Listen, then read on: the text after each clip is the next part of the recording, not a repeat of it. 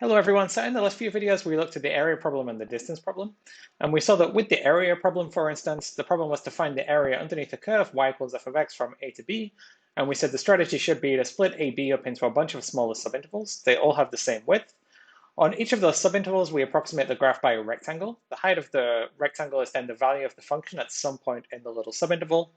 Then we add up the areas of these rectangles. This gives us an approximation for the area under the graph. And then as we let the number of rectangles n increase to infinity, we get the true area. And we saw with the distance problem, we're doing something pretty similar. So if the velocity was varying, we should split up into a bunch of smaller pieces where the velocity varied less. On each of those pieces, we do speed times time to get an approximation of the distance. And then we add up the different distances to get an approximation of the overall distance. And we said as we chop up into smaller and smaller pieces, we are getting better approximations of the distance. So in the end, we get the true distance. So in each case, we're doing basically the same thing. So if only there was some way to do it all at once and not have to study them separately. Okay, fortunately there is, and we're going to look at it now, which is the definite integral, which has many, many applications. So we're going to be most concerned with areas, and later we'll do some problems with volumes, but there are many applications of integrals. So here we go. And basically the idea is we do everything that we did before for finding the area underneath a function, except now we don't assume our function to be non-negative. It can just be an arbitrary function. So everything is going to be more or less the same. So we have a function which is defined on AB. We split AB up into n subintervals. They all have the same width, delta x equals b minus a over n. Right, so as we said before, if the interval AB has, if we split it into n pieces, AB has length b minus a. If we split it into n pieces, it's going to have, each one of those are going to have width b minus a divided by n. Okay, then we want to consider what are the endpoints of those little subintervals, because we're going to need that in a second. So what are the endpoints? We start at a, so x0 is going to be equal to a here. And then each time we go along by delta x. So x1 is a plus delta x, x2 is a plus 2 delta x, and so on. The general formula is xi equals a plus I times delta x. So these are the endpoints of our little subintervals. And then in each little subinterval, xi minus 1 to xi. So over xi minus 1 to xi, we want to place a rectangle that's going to approximate the graph somehow. So we should choose the height of our rectangle to be the value of the function at some point inside xi minus 1 to xi. And there are lots of different choices. So we could choose any sample points xi star which lie within xi minus 1 to xi. And depending on what xi star we choose, later on we're going to have left rectangles, right rectangles, midpoint rule, upper sums, lower sums, whatever. But xi star, the only thing we assume is that it's inside x minus I minus 1 to xi. Okay, then we define the definite integral of f from a to b in this way. So what are we doing? Okay, so if we focus for a moment just on the sum, we have the sum of f of xi star times delta x. So this f of xi star times delta x is the area of a rectangle. So what rectangle? It's a rectangle with base delta x and height f of xi star. So it's the same story as we've been doing, right? Over xi minus 1 to xi, which has width delta x. We place a rectangle whose height is the value of the function at some point xi star, f of xi star. We do base times height to get the area, and then we sum up the areas of these rectangles. And in the end, then so this gives us an approximation for the area, or an approximation for the integral in this case. And as n tends to infinity, this is going to be our integral. So if f is non-negative, we already did this and we said this was the area. So if f is non-negative, the integral just represents the area. But okay, in general, maybe f could be negative also. It could be sometimes positive, sometimes negative. In that case, the area doesn't quite make sense, but we still call it the integral. So here is the integral. And it makes sense that this could be negative, right? I mean, if you think of velocity being negative would just say we were going the other way, for instance. So it's not too strange that we're interested in different f. Okay, there is one proviso here. We have to insist that the limit exists and should give the same value for all the choice of sample points. So when we were interested in computing areas, for instance, we looked at right rectangles and left rectangles, and they all give us the same, they give us different approximations. But we said that if our function is reasonable, then as we take more and more rectangles, we get better approximations. And in the end, whichever we choose, the limit should give the true area. So here we don't know quite what the function is like, so we have to insist that our function is good enough that whatever sample points we choose, we should get the same answer in the end. Okay? So if the definite integral exists, meaning if this happens, if we get the same values depending on independent of whatever sample points we choose, we say the definite integral exists and we say that f is integrable on AB. Okay? So let's try to unravel this and see what is happening. So there is this piece of notation. So this is integral from a to b of f of x with respect to x, or dx. So we say that this strange sign is an integral sign. F of x is the integrand. It's just a fancy way of saying the thing to be integrated, the thing we're going to do. A and B are the lower and upper limits of integration. So A is the lower limit, B is the upper limit, and calculating an integral is called integration. Okay. And let me emphasize that the integral is a number. So remember, if f was non-negative, we did this exact same computation for calculating areas, and that was just, the area as a number. So even if f is signed and we're computing, integrals in general, it's just a number. Once you actually do the integral, it doesn't depend on x instead. And we could use any variable instead. So integral from a to b of f of x dx is the same thing as integral from a to b of f of t dt, whatever variable you have. Except the important thing is that the variable inside f and the d something should match. So we can do f of t dt, but not f of t dx. Okay, so those two variables have to match up. And these sums that we're computing, so we had the integral is the limit of these strange sums. These strange sums are so important, even though they look a little bit messy, they keep appearing in many different places. So these are called Riemann sums. So basically, Riemann sums are sums of areas of particular rectangles. Okay. So how can we actually compute integrals? So we've already talked about this. If f was non-negative, we said then it represents the area between the graph and the x-axis from x equals a to x equals b. So we already saw some examples of this. What happens if maybe f is signed? So if sometimes f is positive, sometimes f is negative, then in that case, it's going to instead represent the signed area. So signed area meaning that the areas above the axis come with a positive sign and the areas below the axis come with a negative sign. So to compute these, if you have the graph, you're going to want to look at what the areas are between the graph and the x-axis above the axis. Those are positive. Then what are the areas between the graph and the x-axis below the axis? Those are going to be negative. And then you do the positive areas minus the negative areas. Okay, so pretty much as we said, positive area minus negative area. So let's look at some simple examples. So here is a function y equals f of x, and I'm assuming it's a straight line so that we can actually compute the area easily. So there are two triangles, one on the top left, one on the bottom right. Each of these triangles has base 1 and height 1, so the area here is a half. And then here we have another triangle of area half below the axis. So the one above the axis has, positive area half. The one below the axis has area a half, but it's below. So the signed area is going to be minus a half. So we have to do the areas above the axis minus the areas below the axis. We're going to get a half minus a half, which is 0. Okay, going on to another example here, the similar kind of thing. So we have to do the positive areas minus the negative areas. So here we see there is a negative area beneath the axis. It's a triangle, base 1, height 1 again. So the area is going to be a half, but that's a negative area because it's below the axis. Then moving on, we have this kind of complicated region on top. We should split up into two pieces. So if we split at x equals 2, so from 1 to 2, we have a triangle, base 1, height 1, so the area is a half. And then from 2 to 3, we have a square with base 1 and height 1, so the area is 1. So in the end, we have an area of 3 halves above the axis, an area of 1 half below the axis. We do the positive areas minus the negative areas. 3 halves minus 1 is going to be 1. Sorry, 3 halves minus 1 half is going to be 1. Okay, and then finally here is a semicircle, or what I hope to look like a semicircle. So this is a semicircle centered at x equals 1, y equals 0, and it has radius 1. So the radius is 1. If we were to do the area of the whole circle, we would have pi times 1 squared. So pi r squared would be pi times 1 squared. We would get pi. Okay, here it's a semicircle, so we're going to get pi divided by 2. So the integral from here from 0 to 2 is pi divided by 2.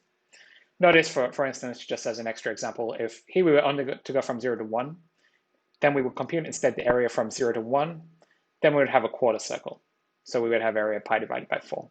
So the limits tell us where to start computing the area and where to end computing the area, right? In this case, 0 to 2, in the middle from 0 to 3, and the first case from 0 to 2, and so on. Okay, so which functions are integrable? We said that a function is integrable if whenever we compute these Riemann sums for any sample points, then we should always get the same answer.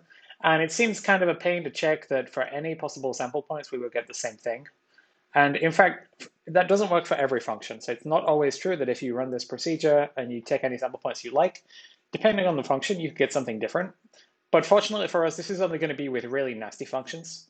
So let me kind of stretch this a little bit. So for instance, think of this function that will probably never appear on an exam, even though I might sometimes wish to have this fun function on an exam. So let's think of f of x equals 1 for x rational and f of x equals 0 for x irrational. Then you can think, okay, there are rationals everywhere and there are irrationals everywhere. So I could choose, whenever we run this procedure and we approximate by rectangles, I could choose either my sample points to be always rational, or I could choose them to be always irrational, or I could have some mix of the two. But if I choose them to be always irrational, then all of my rectangles are going to have height value at irrational, which is 1. Whereas if I choose them all to be irrational, then all my rectangles are going to have height, which is the value at an irrational, which is 0. So I can make all my rectangles either have height 1 or all of them have height 0. In that case, we're going to get very different answers for the Riemann sums and for the supposed area, right? If we choose them rational, we're going to get 1 when we do this procedure. If we choose them irrational, we're going to get 0 when we do this procedure. Okay, so that means this function is not integrable on 0, 1. Remember, we said a function is integrable if whenever we compute the limit of the Riemann sums for any choice of sample points, we should get the same answer. So in this case, there are two examples, or at least two examples where you get different things. So this is not an integrable function. Okay, but fortunately for you, though it does mean I'm missing out on a little bit of fun, fortunately for you, this is not going to happen, at least for pretty much every function you're going to see in this course. So if a function is continuous or it has only a finite number of jump discontinuities, then f is integrable on AB. And what that means for us is that, if we look at our function and we see it's nice, it's continuous, or it has just a couple of jumps, then f is integrable means that we can choose whatever sample points we like to compute the integral. So in particular, you could choose right endpoints, which may be the simplest one to actually compute the integral. So if we repeat the same formula, what we had in the definition of the integral, but now if we know that our function is nice, so that it's integrable, maybe continuous or whatever, then instead of having these complicated sample points xi star, we can just choose xi star our sample point. It's a point inside xi minus 1 to xi. We can choose it to be the right endpoint. We can use right rectangles. So we can have just the limit of the sum of f of xi times delta x. So if you're just asked to compute an integral or an area using the definition, if you already know the areas, you're going to do positive area minus negative area. But if we're just given a formula and we don't have any other tools right now, we have to do it by the definition. This is going to be the simplest formula using the definition we have. So the integral is the limit of the sum of f of xi delta x, where delta x is b minus a over n, and xi is a plus I times delta x. So if you remember these formulas, you know your function f, you know your interval ab.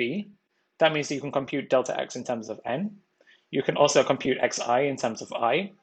You plug everything in, you're going to get some kind of sum involving I and n. You move everything out that doesn't depend on I, try to compute the bit that does depend on I, and then at the end you take a limit. So those are going to be the steps. Okay, so as we said, right now, what tools do we have for calculating integrals? We have this area interpretation. If the graph is very simple, like it's a combination of geometric shapes like lines and triangles and squares and circles, then we can actually compute the areas using formulas we know about areas, and we can do positive area minus negative area to compute the integral. Or if we have a formula, then in some very simple cases, we can actually compute the limit of the Riemann sums. So that's what we're going to do. And later, we're going to have the fundamental theorem of calculus, which makes everything way easier and nicer, but we're not there yet. We have to work towards that goal to have all these tools. Okay, so if we want to compute some sums, here are some useful formulas. You could prove them by induction. You could look up the proof. If you ask me, I can talk about the proof, but you can just take them for granted. We're not going to test you on the exam. So the sum of the first n numbers, so here's sum from I equal 1 to n, which is 1 plus 2 plus 3 plus 4 up to n. Sum of the first n numbers is n times n plus 1 over 2. Sum of the first n squares is given by this formula, and the sum of the first n cubes is given by this formula. So these are going to be useful. Maybe a couple more kind of simpler properties. The sum of a constant n times. So here the constant does not depend on I. So if we compute the sum, first we plug in I equals 1, we get C. Then we plug in I equals 2, we get C. Okay, every time for each I that we plug in, we get C. So we have a sum of a bunch of copies of C. How many do we have? Okay, we have n copies because we're going from I equals 1 to n. So we have n copies of C. That's just n times C. So summing a constant, it's just how many, multiply the number of times you sum by the constant. Okay, next up, if we're summing up a constant times AI, then we can just pull multiplicative constants out. So if we have these multiplicative constants, just pull them out of the sum. Anything that doesn't depend on I, which is the index of the sum, we can just pull out. And then lastly, the sum of a sum or the sum of a difference, we can just do the sum of each, or the sum of each separately, and then add them or subtract them. So break it into pieces like we always like to do. Okay, so let's try to do this whole procedure with x cubed and try to find the integral from 0 to 3 of x cubed. So here we cannot compute the area just by drawing the graph. It's not an easy area. It's not a triangle or anything like that. So right now our only option is to go back to the Riemann sums. We know that x cubed is continuous, so it's an integrable function, so we can use any sample points we like. So let's go back and use this formula we talked about, exactly this one where we're just using right endpoints. So we have to compute delta x and xi in our case, then we have to compute the sum, and then we have to compute the limit. So we go step by step. Okay, so our function is f of x equals x cubed. The interval is a equals 0 to b equals 3. So we are going to compute delta x according to the definition is b minus a over n. So 3 minus 0 divided by n, so 3 over n. Then we are supposed to figure out what xi are. So xi were a plus I times delta x. So in this case, a is 0. Delta x we just worked out as 3 over n. So we get 0 plus I times 3 over n. We get 3i divided by n. So this is the best we can do. Remember that delta x is going to be in terms of n. Xi is going to be in terms of I and n. So these are good. So now let's go ahead and try to compute that Riemann sum. So in a second, we're going to have to do the limit, but let's just focus on trying to simplify the sum first. So the Riemann sum by definition was the sum from I equal 1 to n, f of xi times delta x. And now the good news is that we already worked out what is xi. We already worked out what is delta x. We know our function is f of x equals x cubed, so we can just go ahead and plug everything in, right? So we're going to have the cube of, sorry, we're going to have the cube of 3i divided by n. So we get 3i divided by n all cubed. Here we have delta x was 3 divided by n, so we are going to multiply this. And then we want to multiply everything out to simplify the top and the bottom. So here we have 3 cubed times I cubed times 3. So we have 4 copies of 3, which is going to make 81 when we multiply them. Then we have I cubed. And then on the bottom, we have n cubed times n, so we're going to get divided by n to the 4. And then in our next step, we want to move everything out that does not depend on I. So the multiplicative constants, which are things that do not depend on the index of the sum, we can just multiply them out and put them as factors in the front. So those are 81 and n to the 4. So we can move out the 81 divided by n to the 4 and just keep inside the sum the thing that actually depends on the index, which is I. So we have I cubed. Okay, now luckily you can guess we have a formula for I cubed, right? The sum from I equal 1 to n of I cubed. We can just replace this by n squared times n plus 1 squared divided by 4. This is just a formula we need to memorize or put in our formula sheet, like the ones for the sum of I and the sum of I squared. So nothing crazy happened there, I just quoted a formula. So we had 81 divided by n to the 4 times this complicated sum. The complicated sum became n squared n plus 1 squared divided by 4. And now life is good because we just need to simplify this using rules we already know about limits. So if we compare the top and the bottom, we have 81 divided by 4. Those are our constants. And then we have an n squared on the top and an n to the 4 on the bottom. So we can cancel off an n squared. And we are going to be left with n plus 1 squared divided by n squared. So if we bring the n squared inside the square, that becomes n plus 1 over n all squared. Or you can simplify, if you trust me, you can simplify this as 1 plus 1 over n all squared. So nothing really surprising happened. There was just a little bit of algebra. And now we can actually find this limit, right? As n goes to infinity, here n is becoming very large. 1 over n is going to go to 0. So we're going to be left with 1 squared times 81 divided by 4. So this goes to 81 divided by 4. Okay, and so just to write that out, so the integral is the limit of the Riemann sums. So it's the limit of the thing we just calculated. And then we said the limit of the thing we just calculated was 81 over 4. So that's going to be our integral in this case. Okay, so we actually managed to compute an integral starting from the definition using Riemann sums. Okay, maybe the last thing in this section is the midpoint rule. So if we just want an approximation for an integral, then we can just compute these Riemann sums without actually taking an integral, without taking a limit. It's only when we take a limit we get the exact value. But suppose we just want to maybe get a good approximation. What sample points should we choose? Well, right endpoints will give us one approximation, left will give us another. But maybe a more accurate approximation is when we choose the value of the function to be the height of the rectangle to be the value of the function at the midpoint of the subinterval. So this is what we do with the midpoint rule. So in this case, the sample points, the sample point xi star in xi minus 1 to xi is going to be the average of xi minus 1 and xi. Okay, so here is the formula written out carefully. So our integral is roughly the Riemann sum, where we choose these particular sample points. So delta x is the same as before, but xi bar is the midpoint of xi minus 1 to xi. So what do I mean by midpoint? Well, the average, or if you add them up and divide it by 2, this will be the midpoint. Okay, so midpoint rule, sample points are the midpoints, which makes sense. Okay, so let's see how this works on an example. So let's use the midpoint rule with n equals 5 rectangles to approximate the integral from 1 to 2 of 1 over x. So what do we have to do? We have to split 1, 2 up into 5 rectangles, into 5 subintervals. Each of them have length delta x, which is b minus a divided by n. So here a is 1, b is 2, n is 5. So b minus a over n is going to be 0.2, 1 over 5 or 0.2. And the endpoints of these intervals, which are the xi, so we said that xi is a plus I times delta x. So here a is 1, and then each time we go along, we're going to add a delta x, which is 0.2. So x0 is going to be 1, x1 is going to be 1.2, 1.4, and so on. So these are the endpoints of our little subintervals. Right, it makes sense, we have 5 subintervals of length 0.2. Okay. So next up, we want to know what our sample points are. So our sample points are, in this case, the midpoints, because we're using the midpoint rule. So for the interval from 1 to 1.2, we're supposed to use the value of the function at the midpoint, which is 1.1. 1.2 to 1.4, we're going to use the value of the function at the midpoint 1.3, and so on. So these midpoints are our sample points, where we're going to sample the function. Okay, and then lastly, the midpoint rule just says sum up the areas of these rectangles where we have the same base as usual, but the height of the rectangle is the value of the function at the midpoint of the subintervals. So in this case, we are going to do base times height. Okay, here is the base for each case. So rather than doing base times height for everyone, because the bases are the same, we can just factorize out the base. And then we have all the different heights. So we have, if we look at the height at 1.1, the height is 1 over 1.1 because our function is 1 over x. Height at 1.3 is f of 1.3, which is 1 over 1.3, and so on. So here we did the sum of base times height, or since the base is the same, we factorize it out. We do the base times the heights.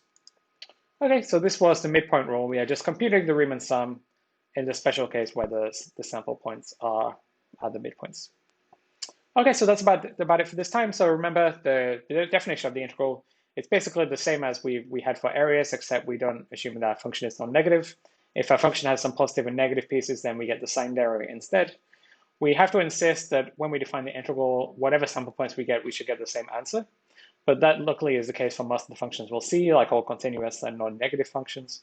And right now we have 2 strategies for actually computing the integrals. If the graph is simple, we can just do the area, the positive area minus the negative area. If not, if we have the formula, then we can compute the Riemann sums using some different formulas we have for sums. And then lastly, at the end, we just talked about the midpoint rule. Okay, that's it for this time. See you next time, everyone. Take care.